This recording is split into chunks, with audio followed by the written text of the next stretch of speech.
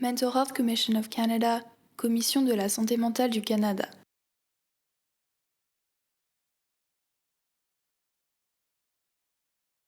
My name is Alyssa Brewer-Singh. I am the Executive Director for the Waterloo Region Suicide Prevention Council, and my role within Roots of Hope is the project lead for the Waterloo Region side of the Waterloo Wellington project. And I'm Cecilia Marie Roberts, and I'm the Manager of Community Suicide Prevention Projects for the Canadian Mental Health Association of Waterloo Wellington. And I'm the Implementation Coordinator for the Wellington side of Waterloo Wellington. In Wellington, we are a small rural community of about 90,000 people, made up of 7 small townships that are connected together by regional government. The project in rural Wellington is called Here for Hope, and it's a partnership between the County of Wellington and the Canadian Mental Health Association.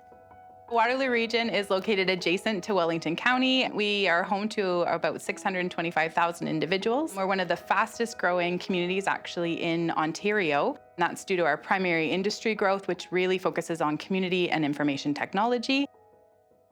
Roots of Hope really made sense for Waterloo Wellington for a couple of reasons. First and foremost, both of our sort of communities have done substantial work in the field of suicide prevention over a number of years. There's a lot of expertise, a lot of programming that already took place, and the Roots of Hope pillars really aligned with the work that was already taking place. And so naturally it made sense that we would take a look at what some of these pillars were, how do we incorporate that into some of our work, and then how do we provide sort of a rural and an urban perspective, because that's really, what we're able to bring to the table.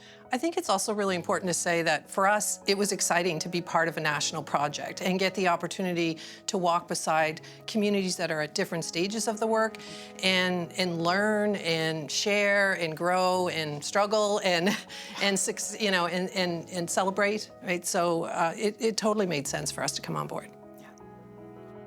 The greatest impact, I would say, really within our community really talks about this capacity building. So when we think about, the activities that we were able to build, it was really heavily reliant on the community taking that ownership and really that responsibility and building their internal capacity. So I think that probably for me is the greatest impact that we had within the community as a result of the project.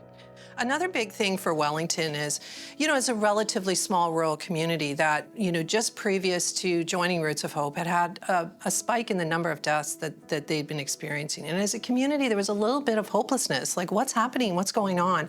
And launching Roots of Hope and letting the community know that, hey, we're on this, we're working, we're part of a national project. There was a sense of kind of pride and a sense of, oh, okay, something's going on here. We're gonna work together, we're gonna make a difference. And for me in Wellington, it was a really well-received project. Yeah. COVID really impacted our ability to do the work because we were impacted in what we were actually able to do. We certainly had calls to continue the work of suicide prevention within the community, but it shifted our lens, it shifted our ability to do the work. Yes, COVID was probably our biggest challenge over the last couple of years, but it also created some opportunities, right? So programming that was not virtual before became virtual, and that's something that we will continue moving forward, and I think that's probably the bright spot in this whole thing. And we were also challenged to kind of do things a little different. I know in Wellington, we launched postcards campaigns. I started a podcast. Is just something that I don't think we ever would have done if we weren't looking for creative ways to talk and engage the community. So yeah, which was so important, right? To keep doing that work and just take a bit of a different approach. Some of what we know about suicide can guide what we do in the communities, but so much can be learned from people who've walked the road already, and we've seen that. We were inspired and motivated by another community that did something, and we thought, hey, we can do that. We can shift it a bit. So that's absolutely, I think, the overall strength of the project is to really link people, not just across your community, but across the province and nationally to do this work. And ultimately, we hope that when there's enough of us doing it, our voice will get louder and maybe some other good things will happen too. Yeah. Mental Health Commission of Canada, Commission de la santé mentale du Canada. mentalhealthcommission.ca